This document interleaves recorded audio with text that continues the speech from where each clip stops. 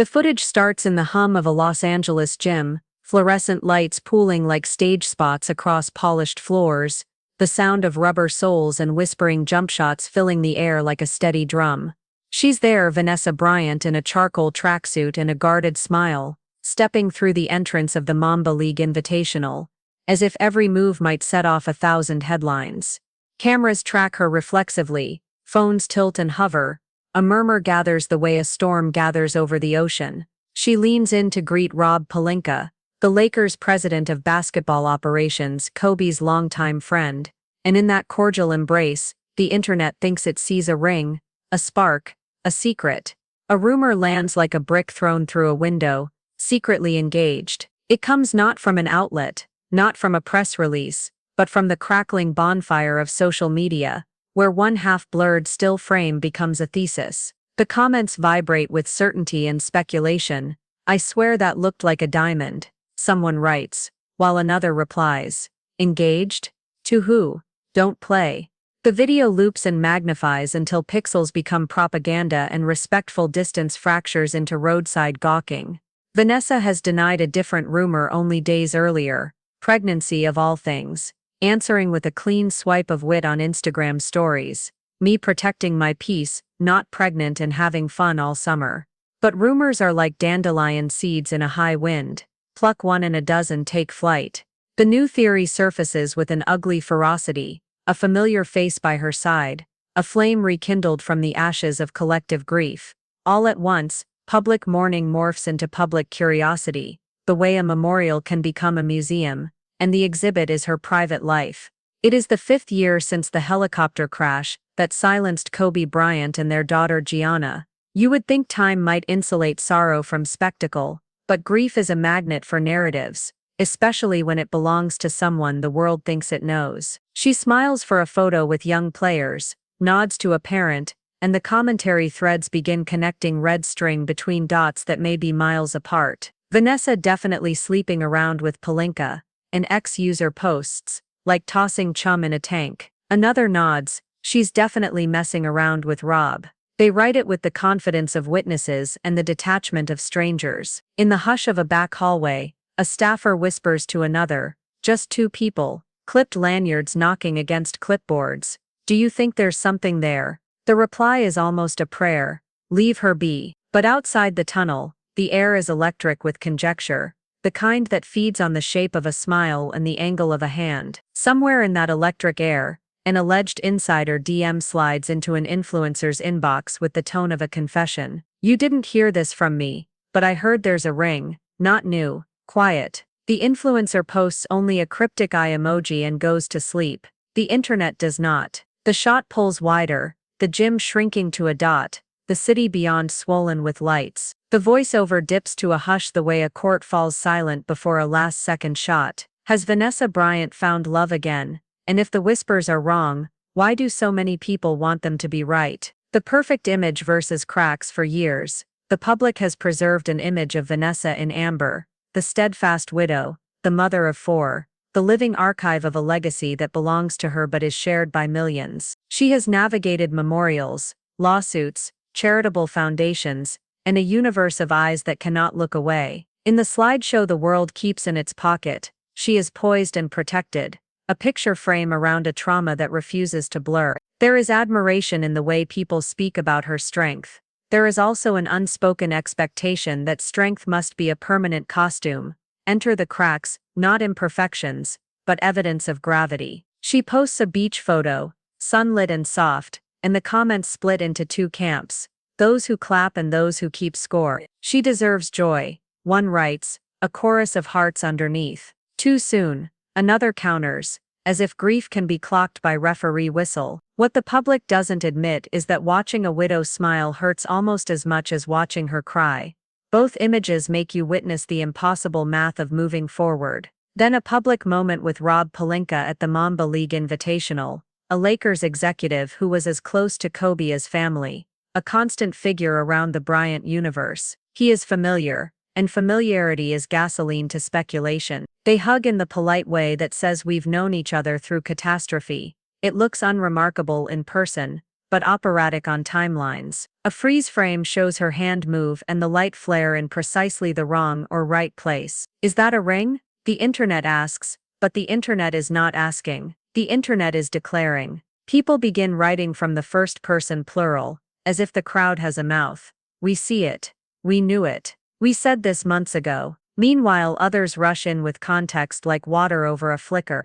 If she is dating, so what? If she's engaged, bless her. If she isn't, leave her alone. It's the classic lopsided tug of war, where one side pulls with curiosity, and the other pulls with compassion, and the rope is a person. There are quiet double standards smoldering in the comment sections, the kind nobody will call by name. Someone writes what many feel but few broadcast. If a widower moves on, he's healing. If a widow moves on, she's heartless. That line spreads because it feels like a mirror. The mirror shows more than just Vanessa. It shows the public measuring grief the way it measures seasons, arbitrary, imprecise, mythic. And yet for those who loved Kobe and Gigi from afar, there is a tenderness in the speculation, a hope disguised as rumor. Let her be happy, let her be safe, let there be a second act with gentler lines. But tenderness and rumor have never learned to share space. Which will the public feed? And who decides when the picture of perfect stoicism is allowed to crack? Insider leaks.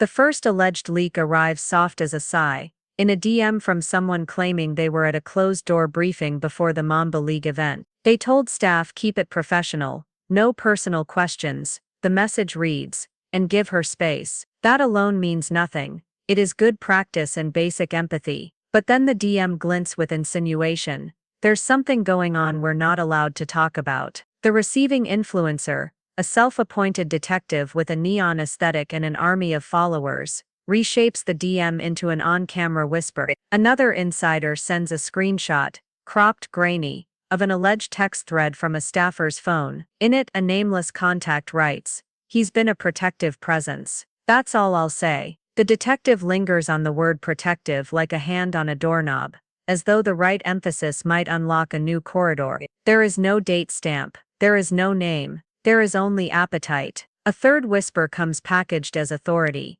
A Lakers-adjacent account claims, "If you know the history, you know Rob has always looked out for the family. This is true in the public record. He has been there for memorials, tributes, commitments, long after the cameras turned away." The whisper, however, adds a sentence deliberately framed as a riddle, and sometimes looking out becomes something more.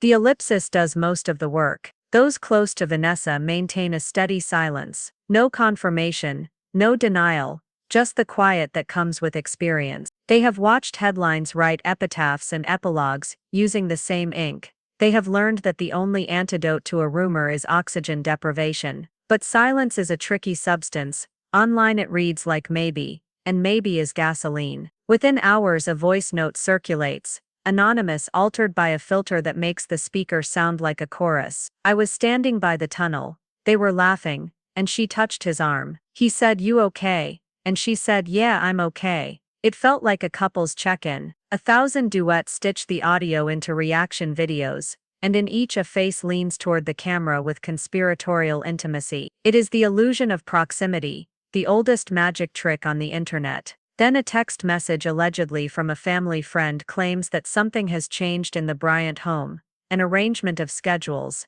a pattern of appearances. "He's stepping up," the message reads, without defining the step or the direction. Could this be true? Of course. Could it be nothing? Also yes. But the storytelling machine doesn't care about longitude or latitude.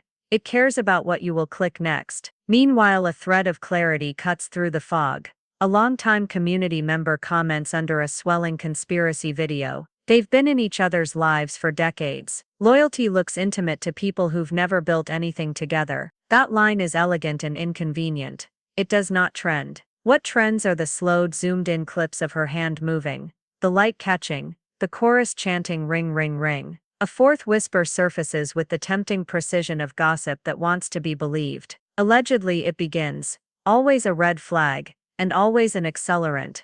There was a small dinner after the event. Close circle. A toast was made." The whisper never says what the toast was for. It lets the audience provide the meaning. In a different timeline, the toast is to resilience. In this one, it is a cliffhanger carved into a wine glass. And yet, beneath the breathless hum, One fact remains, steady as a heartbeat. Vanessa has made no announcement. Rob has made no statement. No one has admitted to anything more than friendship and shared history. The leaks swirl like confetti with no wind, suspended in the theater lights. Which pieces are paper and which are gold leaf, and who benefits from throwing them? The breaking point rumors are not storms until they find thunder. The thunder arrives as an edit. One creator assembles a split screen of Vanessa at the Invitational, and Rob at a separate event, intercut with slow zooms and a melancholic beat. The caption reads, 5 years later, healing has a face. It is artfully done, dangerously persuasive. The comment section detonates. She's moved on. Good for her, a top comment declares, hoisting a banner of approval. But below it, daggers, disrespectful. So quick. What about Kobe? The platform does what it was built to do. Pit empathy against entitlement and sell ads between the blows. In a private group chat of women who have known loss, an alleged exchange reads like scripture and siren all at once. One participant writes, "The day people stopped staring at my ring finger and started looking me in the eyes again, I finally exhaled." Another responds, "The day I realized I could love my husband forever, and still say yes to coffee with someone new, I forgave myself." A third adds, "They will crucify Vanessa for doing what they'd cheer a man for." Screenshots of the chat leak, who leaked them and why becomes its own subplot, and suddenly the conversation is no longer hypothetical. It is Vanessa shaped, even if it does not say her name. As the public argument escalates, a subtler, more private pressure builds. Gatekeepers calling gatekeepers, don't feed this story. PR hands hover over keyboards drafting phrases like respect her privacy, and rumors are unfounded. They know how this works. Denials amplify. Confirmations detonate, silence irritates and then tires. Pick your poison. A report surfaces that she was seen at a quiet brunch. No paparazzi shots, just one eyewitness account attached to a username nobody recognizes. The user writes, "They looked comfortable, not romantic." Comfortable. Comfort is the kind of word that refuses to commit to a narrative. It infuriates the hungry. Then from the back row of the discourse, someone claims a second ring sighting, this time at a charity board meeting. The picture is indistinct, and the lighting merciless, but the claim makes waves, because the claim never had to be true. It only had to be repeated. A creator with 500,000 followers posts a reaction with the title "Secret Engagement," and the seal is broken on a vault that might never have existed. On a late night, an anonymous caller leaves a voicemail for a podcast that has built a brand on soft-voiced scandal. The caller claims to be close enough to know, distant enough to tell. "There's love there," the caller says. "Maybe it's not what you want it to be, but there's love in that circle that keeps them upright." The host plays the clip and lingers on love like a fragile relic. When the episode ends, the inbox floods with tips, accusations, blessings, and knives. Somewhere in this noise, a line breaks inside the audience that once agreed Vanessa's life was not ours to narrate. Now a question toes the edge of cruelty. If she were engaged and not telling us, would that be a betrayal or a boundary? And if it is neither, why does it feel like we are owed an answer that was never promised? Community and fallout communities react the way glass reacts to pressure. They crack where the tension already lives. On Reddit, a thread with a reasonable title, "Leave Her Alone," becomes a town hall. One user writes, "The internet's closest cousin to empathy. It's been 5 years. She is allowed to feel joy without a panel convening to approve it." Another replies with the internet's closest cousin to ownership.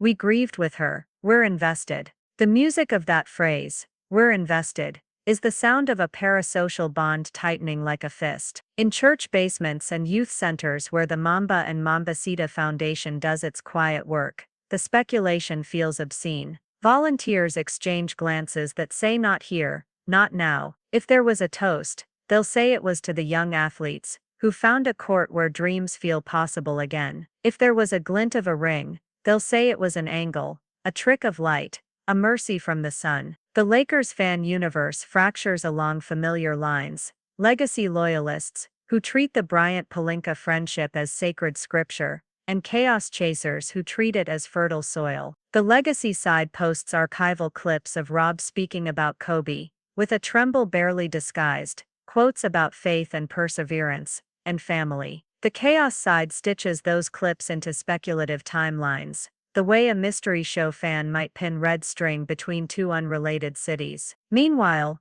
gossip blogs deploy their signature tone, half condolence, half countdown clock. Is it time for Vanessa to love again? They ask, as if time were a key you turn in a lock. The more responsible outlets remind readers gently that there is no evidence for an engagement, no credible confirmation of a romance, and that a hug in a gym isn't a wedding aisle. The reminder trends for an hour, and is then buried under another montage of slowed footage and interpretive captions. Within the inner circle, those who actually know her, those who have walked through grief's unmapped neighborhoods, there is a different conversation. One friend reportedly tells another, if she is dating, she doesn't need our permission. If she isn't, she doesn't need to correct strangers. It is the kind of statement that should end a debate, and never does. A counter-rumor rises almost as quickly as the first. It's not Rob, and there is no engagement. This counter-rumor is interesting, because it is both a denial and a confirmation of presence.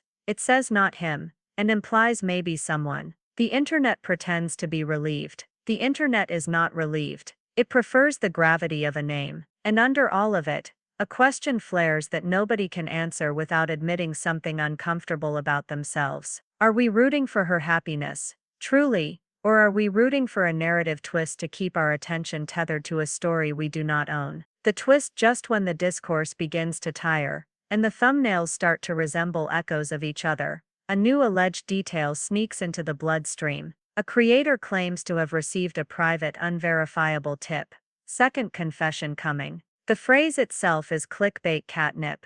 Second implies first. Confession implies sin. What the tip allegedly says is stubbornly vague. Not about a ring, about a decision. The creator leans into that vagueness. With the finesse of a street magician, the audience crowds closer. A more grounded voice suggests the twist has nothing to do with romance, and everything to do with agency. The decision might be philanthropic, a shift in the foundation's strategy, a new school court initiative, a scholarship announcement that threads Kobe and Gigi's legacy into the lives of thousands more kids. The grounded voice is drowned out by the gravity of the other possibility, a second confession that turns rumor into revelation. Then comes a fresher whisper. A hidden past event, 4 words heavy enough to drag 1,000 comments behind them. What could a hidden past event be in a life so meticulously public? A private ceremony blessing a chapter of healing. A sealed letter read in a circle of friends. A family ritual meant to turn memory into momentum.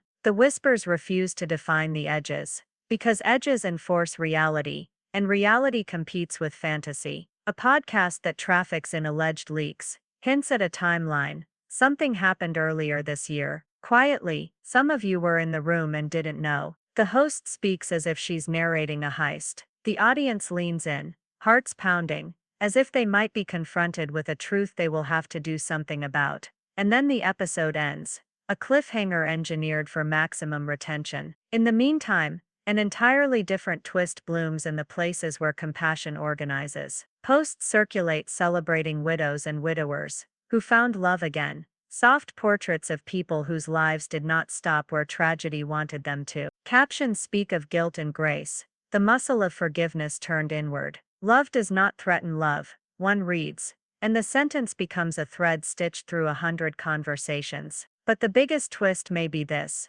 Perhaps the story that electrifies the internet, the who, the when, the ring, is not a love story at all. Perhaps it's a story about power. Who gets to narrate a woman's life? Who gets to approve the timing of her joy? Who believes proximity to fame entitles them to a vote? If that's the twist, it is less glamorous than a ring, and more subversive than gossip. It asks the audience to admit what it has taken, and what it is still trying to take. And if there is something else, tucked behind deliberate privacy, another toast, another decision, another boundary drawn in permanent ink, who exactly deserves to be the first to know? Resolution or mystery? The narrative returns to where it began. A gym, a smile, a familiar face, the press of history against the present tense. The alleged engagement remains exactly that. Alleged, the rumored romance remains exactly that. Rumored. Between speculation and silence, stands a woman who has carried more than most could endure in 5 lifetimes, and learned to walk without explaining every step. Outside the gym, the night is gentle, and a breeze moves through the palms with the hush of a theater at intermission. Some people will leave, some will stay for Act 2. All will tell themselves they understand the show. In reality, the script is private property. If and when it is read aloud, it will be by the person who paid the highest price to write it. And so the internet asks the question it loves best. What's next? It asks it with hunger, with affection, with entitlement, with admiration. It asks it as if it will weigh whether the answer is acceptable. But the real story is immune to polling. The real story is in the quiet decisions that make a life livable, the tender rituals that make grief survivable, the border between memory and momentum that only the griever can patrol. If there is a ring, it will be called love. If there is not, it will be called peace. Both are sacred, neither requires a press conference. The audience can choose whether to honor that sacredness, or transform it into theater until it breaks. For now, the frame holds Vanessa stepping into a space named for the people she loved, greeted by a figure who knew them too. A moment of human warmth captured on a device, optimized to sell narratives. The cut to black is not an ending. It is a courtesy, a soft curtain to keep a private room private. But maybe the real story hasn't even started yet.